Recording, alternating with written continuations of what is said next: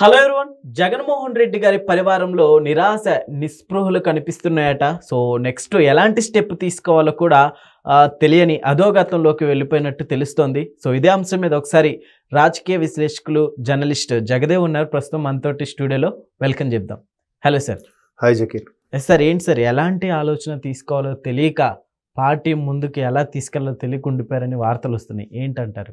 ఇది నేను చాలా సందర్భాల్లో కూడా మనం డిస్కస్ చేసుకున్నాం దీని మీద. అంటే నాయకుడు అనేవాడు ముందు తాను నడిచి తర్వాత నడిపించాలి. కొన్ని వందల వేల మందికి, లక్షల మందికి మార్గదర్శకుడిగా ఉండాలి.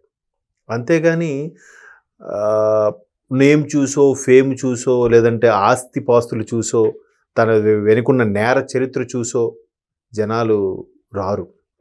And more over Jaganmohan Reddy గారికి ఉన్న ఆ నేము, ఆ ఏదైతే గుర్తింపు ఉందో బికాజ్ ఆఫ్ రాజశేఖర రెడ్డి గారిదనే చెప్పాలి. రాజశేఖర రెడ్డి గారి తనయుడిగా కాకపోతే జగన్మోహన్ రెడ్డి గారికి రాజకీయ భవిష్యత్తు ప్రశ్నార్థకంగా ఉండేది. ఒక మిగతా కొత్తగా ఎన్నికైన ఎంపీలతో పోల్చితే ఈయనకి రాజశేఖర రెడ్డి గారి విజిటింగ్ కార్డే ఈయనకు ఉపయోగపడిందని చెప్పాలి.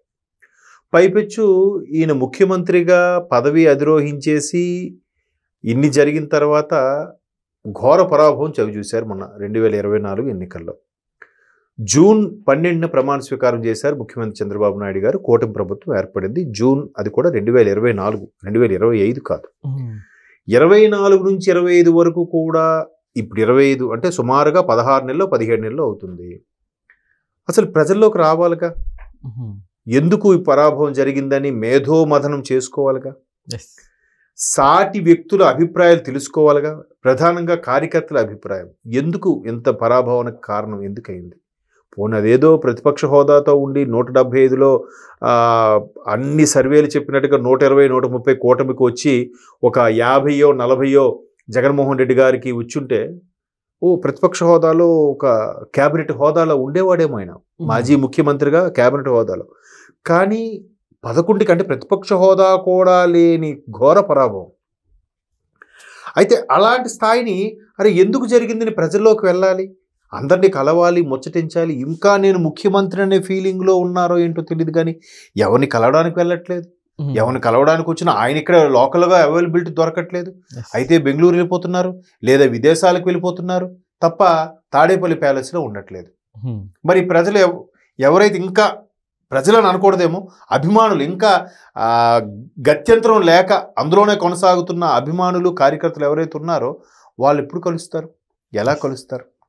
సో ఈ అంశం ఎందుకు తెర మీదకి వచ్చిందంటే, రీసెంట్గా ఆయన బెంగళూరుకి, విజయవాడకి ఎయిర్పోర్ట్లో తిరుగుతున్నప్పుడు గన్నవరం ఎయిర్పోర్ట్కి పట్టుమని 50 మంది కూడా లేరంట.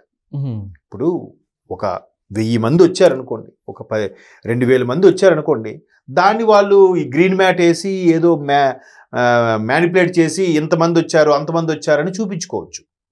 అసలు మనుషులే రాకపోతే ఎలా చేస్తారు?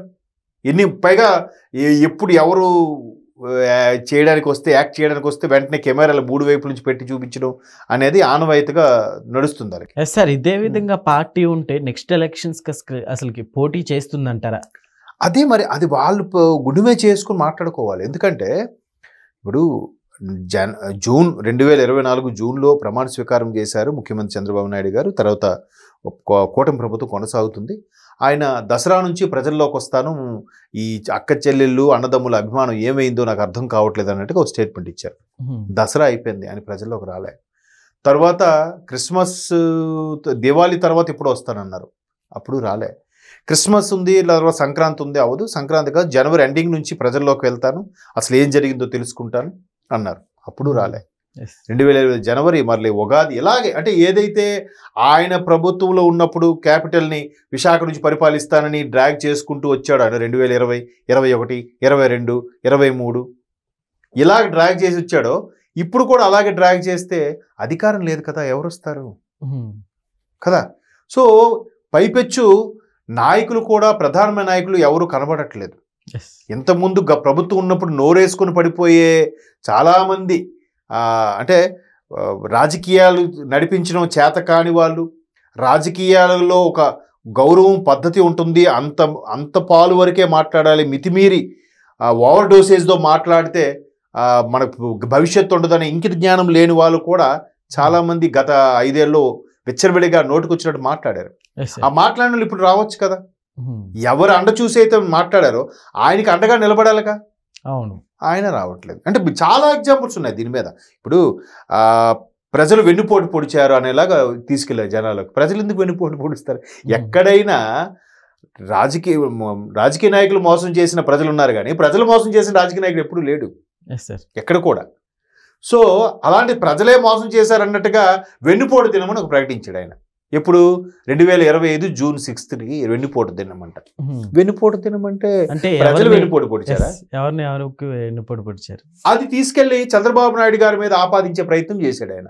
చంద్రబాబు నాయుడు ఏం వెన్నుపోటు పొడలేదుగా నీకు, ప్రజలే వెన్నుపోటు పొడిచినట్టు అర్థం. పోనీ ఎంత మాట్లాడిన వ్యక్తి ముందుకైనా ఉన్నాడు ఆయన? లేడు. ఎక్కడో బెంగళూరులో ఎక్కడో మళ్ళీ ఆయన ఇంట్లో ఉన్నారట. ఇక్కడికి వచ్చి ఆ అంబటి రాంబాబు గారు, ఏపీఎన్ని గారు, అది కూడా అందరూ కాదు, 2-3 వాళ్ళకు తోచిన కొంతమంది కార్యకర్తలు ఇంకా ఎవరైతే సపోర్టుగా గుడ్డిగా ఫాలో అవుతున్నారో వాళ్ళని తీసుకొచ్చి ఏదో 4 ధర్నాలు, పోలీసులతో ఆర్గ్యూ చేస్తే 4 కెమెరాలు చూపిస్తాయి కదా, ఆ విధంగా చేసే ప్రయత్నం చేస్తున్నారు. సో ఇన్నాంటి పరిస్థితుల్లో గతంలో అంటే ముఖ్యమంత్రిగా ఉన్నారు కాబట్టి మిమ్మల్ని బిజీ, మీరు కలవలేదంటే ఇప్పుడు ఏం బిజీ? ముఖ్యమంత్రి ఏం బిజీ ఏమి ఉంటారుగా. పైగా ఆ వ్యాపార లావాదేవీలు చూసుకోవడానికి భారతి గారే ఎప్పుడు చూసుకుంటారట, ఈయన చూసుకునేది ఉండదంట. మరి ఏంటి అంత బిజీగా ఉండే పర్సన్? ఇప్పుడే కార్యకర్తలుగా కేడర్ని బలోపేతం చేసుకోవాలి కదా, ఉన్న కొద్దిపాటి మందిని అదిమి పట్టుకోవాలి కదా, ఎవరు లేకపోతే ఎలాగా?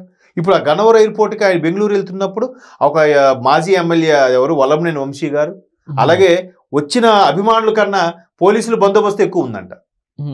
మరి ఎక్కడో ఆయనకు ఆదరణ ఉన్నట్టుగా. ఇప్పటికి ఒకవేళ అంతే ఆదరణ ఉంటే ఇంకా అన్నా నీ రాక కోసం ఎంతమంది వేచి చూస్తున్నారన్నా, చూడన్నా నీ కోసం పరితపిస్తున్నారని ఇప్పటికి హోర్డింగ్లు కట్టేసేవారు. ఎక్కడా లేదుగా. పైపెచ్చు సోషల్ మీడియా వేదికలో కూడా పిచ్చి పిచ్చి ట్రోల్స్ అన్నీ అవుతున్నాయి. గతంలో ఆయన ఇచ్చిన స్టేట్మెంట్లన్నీ ప్రజెంట్ స్టేట్మెంట్లని కంపేర్ చేసి పెట్టడము, ఆయన ప్రతిపక్ష నేతగా ఉన్నప్పుడు ఇచ్చిన స్టేట్మెంట్, ముఖ్యమంత్రిగా వచ్చిన స్టేట్మెంట్కి మార్పు ఉండడము. మరి మీ అధికారం వస్తే ఒకలాగా ఉంటుంది, అధికారం పోతే ఒకలాగా ఉంటుందా? అసలు అధికారం లేనోడు ఇంకొంచెం ఎక్కువ వెళ్ళాలి. ఇప్పుడు మొన్న అక్కడ ఇష్యూ జరిగింది, ఏది శ్రీకాకుళంలో మొందా తుఫాను. ప్రభుత్వం కానీ ఈయన ముందు వెళ్ళిపోయి ఏంటి ప్రభుత్వం అసలు ఏం చెయ్యట్లేదు, ఎక్కడుంది అసలు, రండి కలెక్టర్లు ఎక్కడున్నారు, రండి ప్రశ్నిస్తున్నా మీకు అని చెప్పి అనాలి. అంతా అయిపోయాక 8 రోజులు 9 రోజుల తర్వాత వచ్చాడు ఆయన. వచ్చి ఏంటి రైతులను పట్టించుకోవట్లేదంటే జనాలు అంత ఎర్రిపప్పలా? ఎవరండి మీకు సలహా ఇస్తున్నది, ఎవరండి మీకు సజెస్ట్ చేస్తున్నది? చిన్న లాజిక్ కదా. మనకన్నా ముందాడు వెళ్ళిపోతే వాడికి పేరు వచ్చేస్తుంది, ఏమన్నా తాపత్రయమని ఉండాలి కదా. ఏం కాదు, నాకు ఇప్పటికి అదే పేరుంది, నా పేరు పెట్టి నా బొమ్మ పెట్టి కుక్కర్ నిలబడినా గెలిచేస్తుంది అని ఇంకా అదే కళలో బతికితే, కళలో రియాలిటీలోకి రావట్లేదని అనిపిస్తుంది. మేబీ అందువల్ల కూడా ప్రజలు ఎంతవరకైనా మిత్రులైనా ప్రజలైనా కార్యకర్తలు ఎంతమందికి చెప్తారు తర్వాత ఆడ కర్మను ఆడిపోతాడు వదిలేరా అని చెప్పి సైడ్ అయిపోతారు. అంతే కదా. ఇంట్లో వాడు ఒకడు రోజు తాగి వస్తున్నాడంటే వాడికే తల్లిదండ్రులు చెప్పలేక విసిగిపోయి పోతే పోతాడు, ఎవడి కర్మకి ఎవడు బాధ్యుడే అని వదిలేసే రోజుల్లో ఇంకా కార్యకర్తలు నాయకులు మేము పట్టుకొని ఎందుకు వేలాడతారు? అది అర్థం చేసుకోవాలి కదా. ఇక మరి ఏంటో ఆ ధైర్యము, ఏంటో అదేమో అర్థం అవట్లేదు. లేదా ఇవన్నీ కాదు, అరెస్ట్ అయిపోయి వెళ్ళిపోతే పార్టీయే ఉండదని అనుకుంటున్నారో మరి చూడాలి రాబోయే రోజులు ఏం జరుగుతుందని. Okay sir, thank you.